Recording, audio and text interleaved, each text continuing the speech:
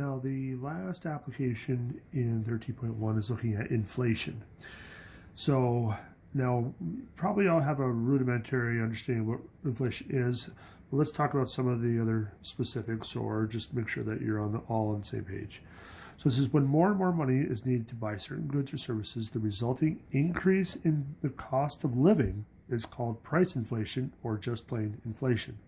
The Consumer Price Index, CPI, is a record of prices that people pay for certain items such as food, housing, and automobiles, and food and clothing from year to year. Generally speaking, if price levels go up from one year to the next, it can indicate inflation. However, if price levels go down, then it can indicate deflation.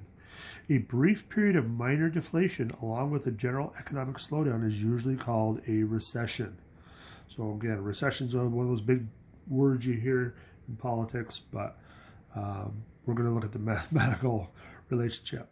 So it says, although we can apply compound interest to give periodic price levels, it is more appropriate to view them via continuous compounding, as it will show gradual fluctuations over time. So instead of compounding interest every month or every day or every year or anything like that, continuous compounding compounds every fraction of a second, and it compounds that through the life of whatever you're looking at. And that's kind of the way inflation works. Inflation doesn't just jump, after a year or after a day. It jumps up a little bit every fraction of a second, or it goes down. It's kind of like the stock market. It just goes up and down, up and down. So in order to find future value for compound or for continuous compounding, then we're going to have to use a different formula. So if an initial deposit P dollars earns continuously compounded interest at a rate of R for a period of T years, then the future value A is calculated as follows. A equals P E to the RT. So your bigger question at this point should be, what the heck is E? Well, E is a constant, sort of like pi, and it's roughly equal to 2.7182818, and it kind of goes on sort of like pi. It doesn't really have a pattern. It has a little bit of a pattern to start, but eventually it kind of veers off and hits a bunch of different decimal values. So you don't have to worry about knowing what this decimal is or anything, because it's already in your calculator, and I'm going to show you how to find it. So suppose you earn a salary of $34,000 per year right now. About what salary would you need 20 years from now to maintain your purchasing power in case the inflation rate were to persist at each of the following levels? So let's say it was a 2% inflation rate for the next 20 years. What would your salary grow to at the end of those 20 years? That's what they want to know. So we're going to use this formula. So we got A equals 34,000 is your starting point, your present value. You got your E, and now you got your exponent, which is R times T. So you got 2%, which is 0.02, and we're going to multiply it by 20 years. So depending on the calculator you have, it's in different spots. Now on this calculator, it's actually right above the LN button. So E with the exponent of X, that's what you want. Some calculators will just have just an E all by itself, and you really don't want that one. You want the E with the exponent built in. So in this case, we're going to start with the E piece, and we're going to multiply the answer by the 34,000 at the end. Now I'm going to show you on another calculator that it'll just type it all in one line, which is nice. But for here, let's start with the exponent. So 0.02 times 20 is that. So now we want to use that as our exponent. So that's our exponent. So now we just have to hit second and then ln. That ease it. That's not a good way to phrase it, but that's what happens. It raises it to that power. So now the last step is to multiply it by 34,000. So let's see what we get. So we get $50,722 and about 4 cents. So $50,722.04. So that's what your salary would grow to with a 2% inflation rate, which is fairly standard nowadays is that it's usually about a 2% inflation rate.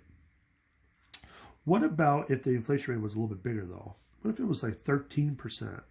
And that was approximately what it was in 1980. So if we do the same thing, start with our 34,000, we got our new inflation rate, still got our 20 years. Let's see what that does.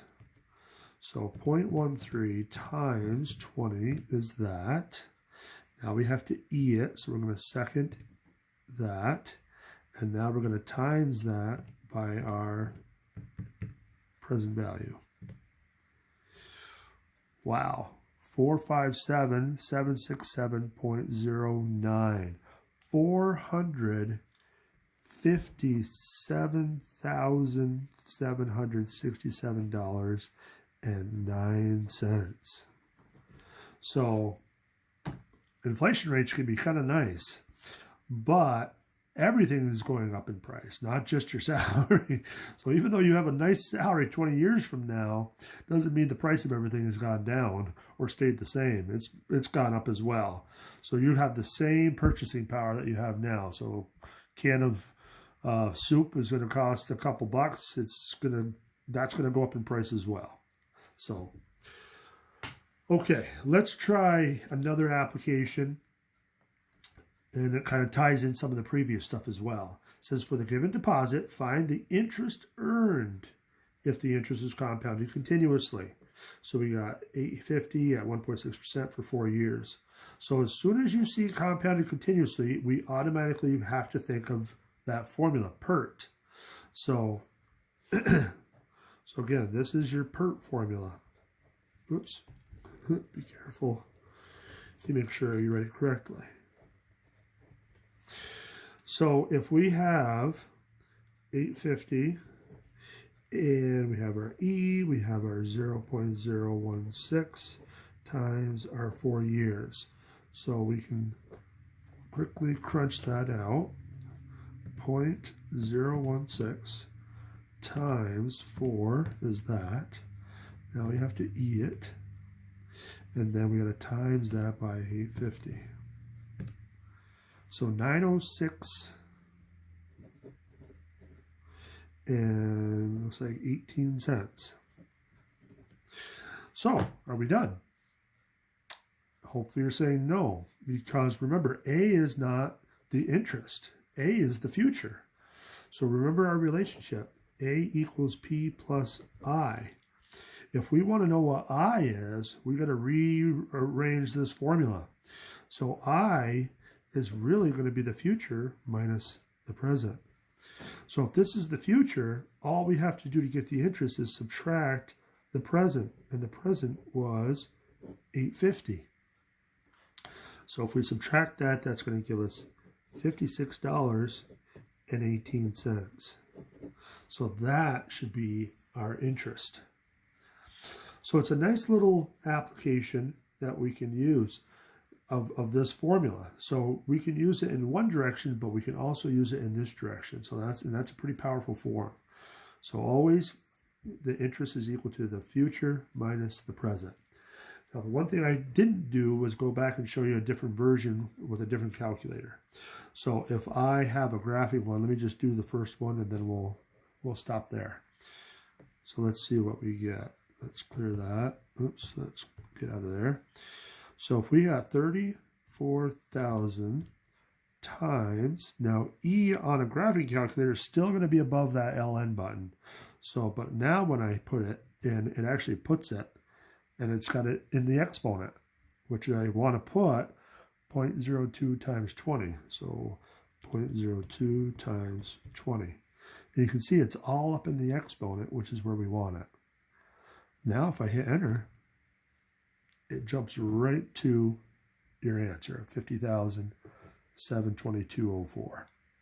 So graphic calculators are nice because in a lot of times you can just type in the whole shot and it will do it correctly because your calculator should know the order of operations.